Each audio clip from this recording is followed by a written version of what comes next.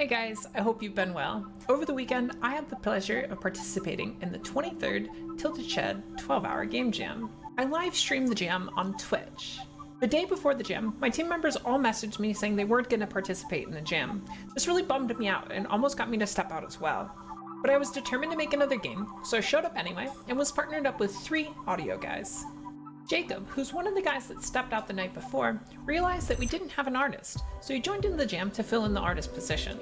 This put us with 1 dev, me, 1 artist, Jacob, and 3 audio guys, Danny Makes Noise, Sarah, and Nasty Nate. Danny made a wonderful song for us to use. You should be hearing that in the background throughout this video. Sarah and Nate worked together to build various audio effects.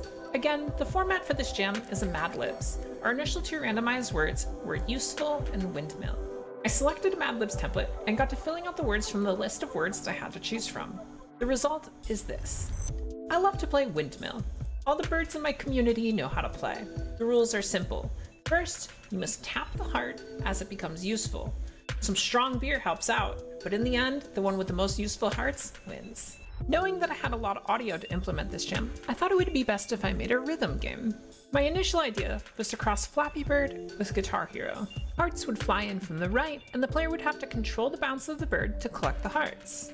After coding a bit of that, I realized my idea wouldn't work very well, so I shifted directions. I kept my initial idea as a rhythm game, but I adapted.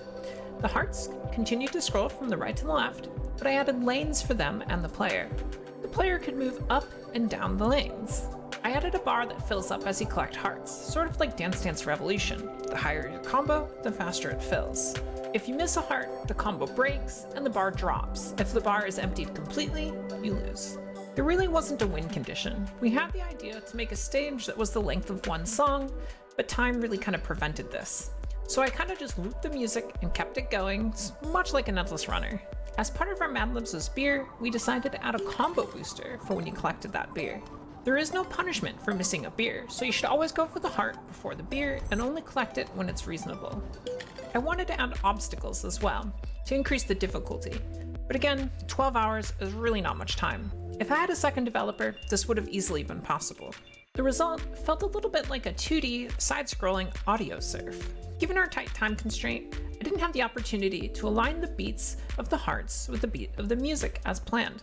So they're just randomized, which kind of worked well enough. In the end, I'm fairly happy with how it turned out. It's fun enough to play to see how high you can get your score.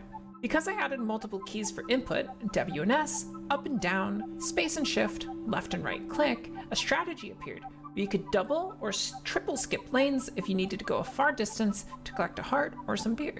Collecting the hearts would play a tone corresponding to the lane that it was in. The higher the lane, the higher the note, the lower the lane, the lower the note.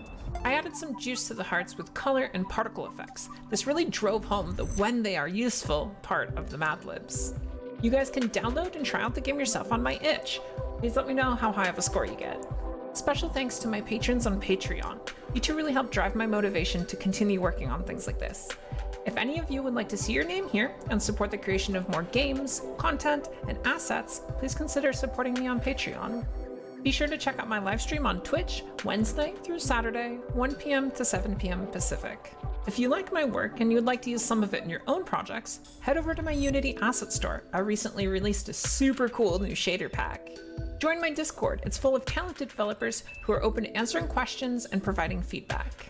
And that's going to be it for the video. I'll see you guys next week. Thanks for watching.